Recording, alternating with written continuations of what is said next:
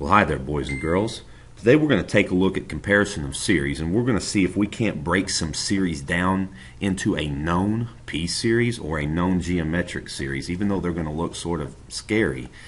And the basic idea I've got typed up here, and that is if I've got two series a sub k and with sequence a sub k and b sub k with positive terms, this first situation says if I have a known series that converges, a sub k converges, and you know that every term in a sub k is larger than every term in b sub k, if a converges, then b sub k must also converge because it's smaller than this one.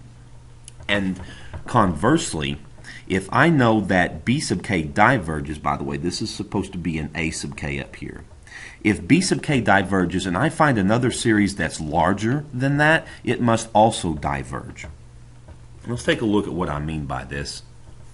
Do some examples here. Let's take a look at the series 1 over k cubed plus k plus 7. We want to figure out if this converges or diverges. Now let's compare 1 over k cubed plus k plus 7 with something that we know. Well, we know p series, and we know things like 1 over n to the p, or in this instance 1 over k to the p. Well, we better put approximately equal to. I'm going to say 1 over k cubed, and let's talk about this. If k is, say, 2, if k is 2, I've got 1 over 8 plus 2 plus 7, and then I've got 1 over 8. And let's compare them. Which one of these is larger? Well, if you make the denominator bigger, you're actually making a smaller fraction. As the denominator gets big, this gets smaller. So that's a smaller value than 1/8. So I'm going to insert the following inequality. As long as k is positive, this fraction is always smaller than that fraction. So by this reasoning, I know that the summation from 1 to infinity of 1 over k cubed converges. Why does it converge? Well, it's a p-series. It's a p-series with p is equal to 3, which is obviously bigger than 1. Now, what I'm saying is, if this converges, it converges to a finite number. It adds up to a finite number. Well, what if I take all of these terms? Every single one of these terms is smaller than the terms in 1 over k cubed. So what does that mean by comparison? Well, that means this must also converge. As a matter of fact, it's got to converge to a number smaller than this one because all of the terms are smaller. So what you're trying to do is break it down into its most basic form. The plus k plus 7 will make the denominator bigger, but it makes the fraction smaller. So I can compare it to a known p-series 1 over k cubed. Let's take a look at another one. I've got a lot of stuff up here. I've got the sine of k. I've got k over k plus 1. I'm starting at 17. Oh my goodness.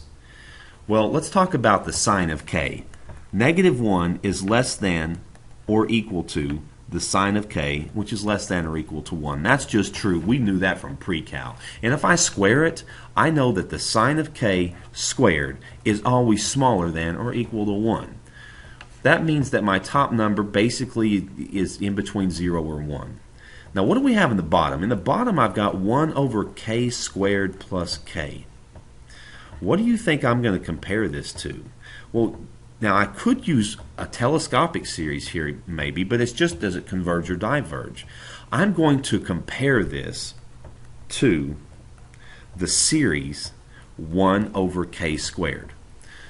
Now let's talk about this.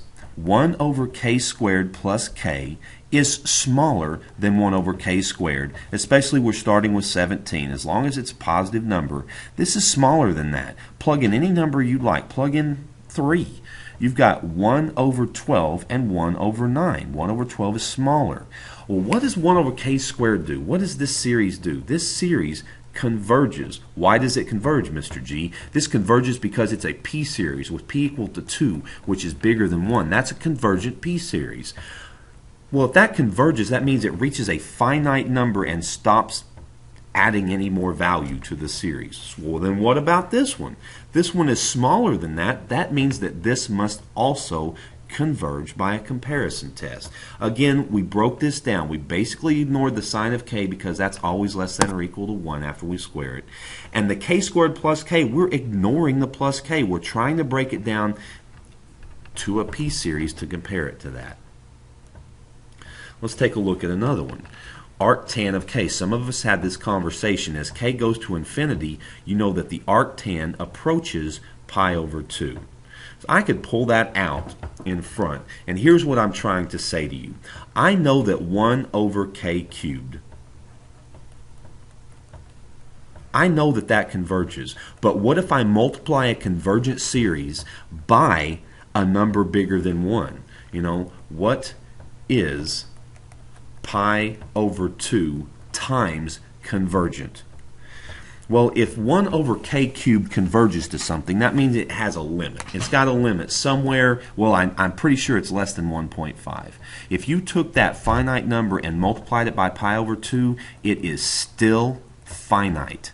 I'm trying to tell you that 9 times a finite number is still finite. Pi over 2 times a finite number is still finite. If this was a 1 million out here, this would still converge. So a real number times a finite or a convergent series is still convergent. If this was a billion out here, a billion times 1 over k cubed, it would still converge. So we're basically ignoring that constant. Trying to break this down into small pieces. Now what about this one? My goodness. Well, I am going to change this into the square root of k plus 2 over k times the square root of k plus 2. Now what have I done? What have I done here? Well, I've made the top, if I reduce this, like let's say that k was, I don't know, 6. If k was 6, 6 plus 3 is 9, the square root of 9 is 3. The 3 on top. If k is 6, 6 plus 2 is 8, the square root of 8 is smaller than 3. So if I make the top smaller, I'm actually making the number smaller. But why would I do square root of k plus 2? Well, that's because I can do this. And I can cancel those. And I'm going to say that this is basically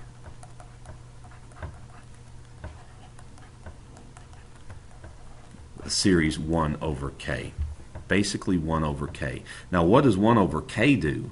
1 over k, this is a divergent series. As a matter of fact, we have a specific name for that. It's the harmonic series. And so if that diverges, this also diverges because it basically simplifies to that.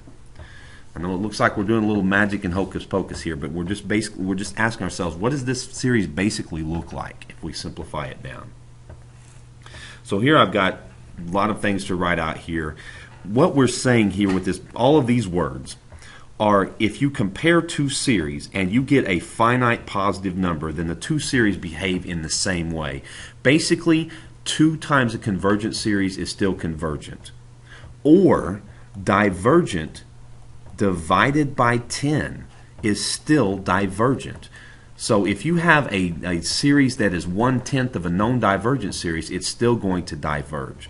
So if you divide the two out and you get a finite positive number, then they both do the same thing. You can write all this down if you want to, but let me show you what else. We'll do some more examples here. Let's take a look at this. If I'm going to do my comparison test, I'm going to ignore the 9, I'm going to ignore the 13, I'm going to ignore the k, and as a matter of fact, I'm going to ignore the 4/7. I'm going to pull the 4/7 out, and I'm going to call this, I don't know what that was. That was a summation. Is that really what that was? Woo! Try that again. I'm going to call that summation from 1 to infinity, k squared over k cubed, which is 1 over k. So this is what I've done. I am saying that this is basically 4/7 of a known divergent series. This is 4/7 of a known divergent series. This still diverges. I don't care if it's a fractional amount of it. Infinity divided by 7 times 4 is still infinity. So you're just trying to break something down into you're looking at the largest powers is all you're doing, and even if there's coefficients there, you can break it out. 4/7 of infinity is still infinity. Let's take a look at another one. Forget the 5. Forget the 42. This is basically 4/7 to the k. And we're not asking what it converges to. If it converges, we're just saying does it converge or diverge. This is basically a geometric series. Remember, when the power is the k or the n or the counting index, then it's geometric. And our r is 4/7, which is less than 1. It's in between -1 and 1. This converges. So even though we added the +5 and the -12 down here, this is the power of the series right here. So it converges. It does the same thing.